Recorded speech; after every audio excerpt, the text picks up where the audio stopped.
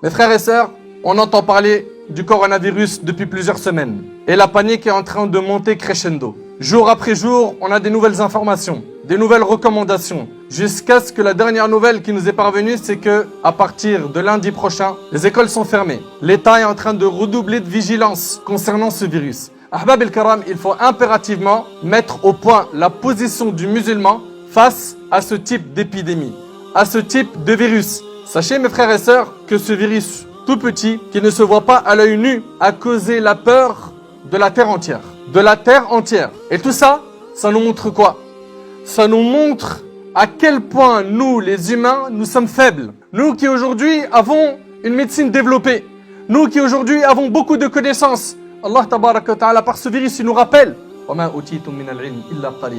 n'avez eu que peu de science. Vous n'avez que peu de savoir. Mes chers frères, mes chères sœurs, Allah tabaraka wa ta'ala a envoyé ce virus. Et ce virus a causé la panique chez beaucoup de gens. Et quand il y a des catastrophes, quand il y a des épreuves qui nous tombent dessus, quand les bienfaits d'Allah subhanahu wa ta'ala disparaissent, quand l'épreuve s'intensifie, il faut impérativement se remettre en question. Pourquoi? Parce qu'Allah tabaraka wa ta'ala nous dit dans le Coran la corruption est apparue sur terre et en mer. Par quoi? Parce que les humains ont produit de leurs propres mains. C'est-à-dire qu'en réalité, les épreuves que nous vivons sont le résultat de nos actions, de notre relation avec Allah subhanahu wa ta'ala. Ali ibn Abi Talib radiyallahu anhu, 4e calife de l'islam, a dit Ma nazala bala'un illa bidhamb. L'épreuve ne descend que par le péché et l'épreuve ne disparaît que par un repentir. À nous de revenir vers Allah subhanahu wa ta'ala. Que chacun d'entre nous se remette en question. Où j'en suis avec Allah subhanahu wa ta'ala? Est-ce que je me plie à tous ses ordres ou non? Est-ce que j'ai oublié Allah ou non? Est-ce que je me suis égaré dans les passions illicites ou non? L'épreuve ne descend que par le péché et ne disparaît que par le repentir. Mes frères ainsi que vous mes sœurs, sachez qu'on a grandement besoin d'istighfar, de demande de pardon. De demande de pardon, car la demande de pardon peut faire disparaître les soucis, les épreuves que l'on vit. Allah tabaraka wa ta'ala nous a recommandé l'istighfar dans plusieurs versets. فَقُلْتُ اسْتَغْفِرُوا رَبَّكُمْ إِنَّهُ كَانَ غَفَّارًا يُرْسِلِ السَّمَاءَ عَلَيْكُمْ مِدْرَارًا وَيُمْدِدُكُمْ بِأَمْوَالٍ وَبَنِينَ Al-Aya. Allah subhanahu wa ta'ala il dit implorez le pardon de votre Seigneur. Il est grand pardonneur. Pourquoi? Pour qu'il fasse descendre des pluies abondantes des cieux. C'est-à-dire que quand il y a une sécheresse, l'istighfar ça fait descendre la pluie. Mais c'est pas tout. وَيُمْدِدُكُمْ بِأَمْوَالٍ وَبَنِينَ Il vous accorde des biens et des enfants. Tu n'as pas d'enfants jusqu'à maintenant? L'istighfar. Tu veux de l'argent, des biens? Tu veux plus de risques? À l'istighfar. Tu veux que l'épreuve disparaisse? L'istighfar. Omar radiyallahu anhu, il dit, nous avions deux choses qui nous mettaient en sécurité du châtiment d'Allah. Une parmi ces choses est partie, c'est le prophète sallallahu alayhi wa sallam.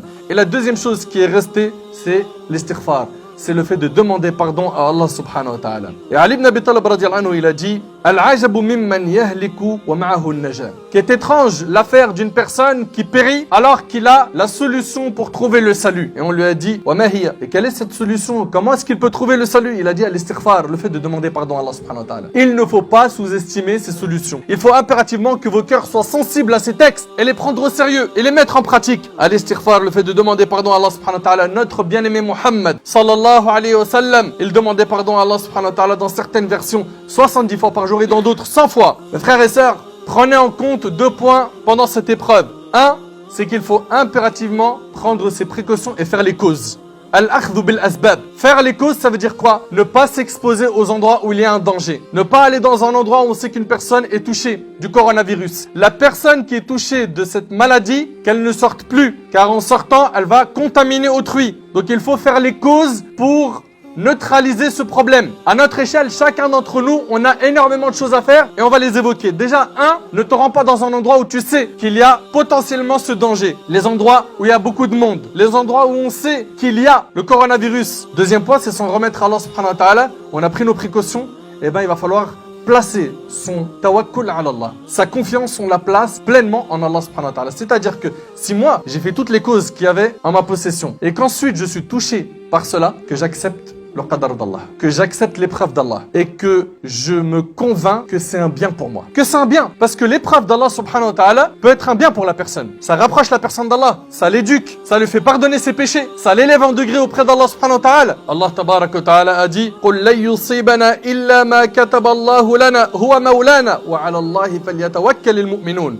Dit, il ne nous arrivera que ce qu'Allah nous a prescrit. Il est notre protecteur. C'est en Allah que les croyants doivent mettre leur confiance. D'un côté, on doit avoir une foi forte et de l'autre, on doit faire les causes. Devant une telle épidémie, certaines personnes seront placées en quarantaine. C'est-à-dire qu'ils n'ont plus le droit d'avoir de contact avec autrui. Pourquoi? Pour ne pas contaminer les autres. Ça sera une obligation pour eux de ne plus s'approcher des gens jusqu'à ce qu'Allah subhanahu wa ta'ala les guérisse de ce virus. Le prophète alayhi salatu wassalam, il y a un homme de la délégation de Thaqif, un homme lépreux qui est venu voir le prophète sallam. Le prophète sallam lui a envoyé un message lui disant: nous t'avons fait serment d'allégeance, retourne d'où tu viens, rapporté par Muslim. Ne te mélange pas aux gens, tu vas les contaminer. Ensuite, concernant les prières obligatoires, les prières de Jumu'ah, vous l'avez vu et vous l'avez entendu. Il y a beaucoup de mosquées par précaution qui ont préféré fermer leurs portes. Et ça, religieusement, c'est autorisé. Ibn Abbas, dans Sahih Muslim, il a dit à celui qui faisait l'adhan: fais le adhan. Et quand tu arrives à Hayya ala salah, Hayya ala falah, ne dis pas Hayya ala salah, c'est-à-dire venez à la prière, venez à la réussite. Non, mais dis sallu fi buyutikum, priez chez vous. Et les gens ont été étonnés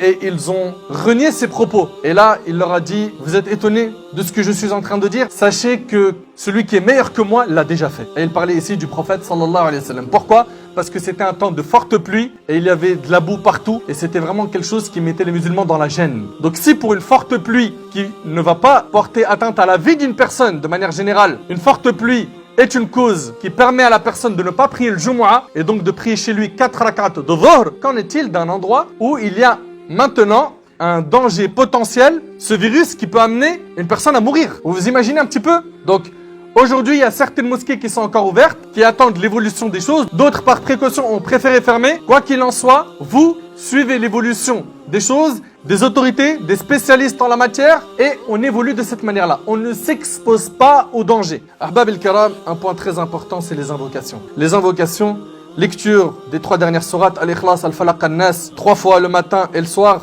Multipliez cela. Également, Bismillahilladhi la yadurru ma'asmihi shay'un fil ardi wala fis sama' wa huwa as-sami'ul alim. 3 fois le matin, 3 fois le soir. Ça signifie au nom d'Allah, nul ne peut nuire en présence de son nom, ni sur terre, ni dans le ciel, et il est l'audient et l'omniscient. Également, A'udhu bi kalimatillahi tammati min sharri ma khalaq. C'est rapporté par Muslim.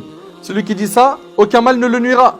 Je me mets sous la protection des paroles parfaites d'Allah contre le mal qu'il a créé. Également, La ilaha illa anta subhanak inni kuntu min adh-dhalimin. Point de divinité à part toi, pureté à toi.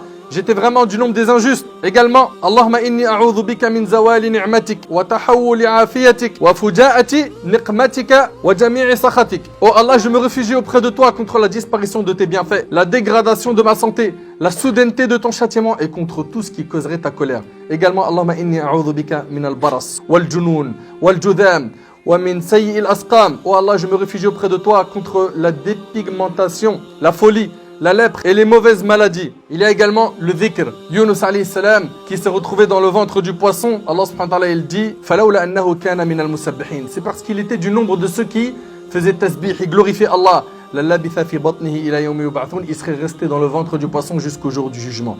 Également qunut an-nawazil, le fait de faire le qunut, les du'a en groupe. Pourquoi? Pour qu'Allah subhanahu wa ta'ala fasse disparaître ces catastrophes. Le repentir, la droiture, se rappeler la mort, se rappeler qu'il y a pire que ce virus, le châtiment d'Allah subhanahu wa ta'ala. Après la mort, Ahbab el-Kiram, c'est très douloureux. Et rien que le moment où il y aura le tremblement de terre avant le jour du jugement, c'est un moment terrifiant. Que chacun d'entre nous pense à tout cela. Et quelques précautions très rapides. Quand tu éternues, fais attention à mettre ton coude devant ta bouche, se laver les mains régulièrement. Faites attention à ne pas vous exposer sans nécessité dans les endroits où il y a trop de monde. Ne pas serrer la main.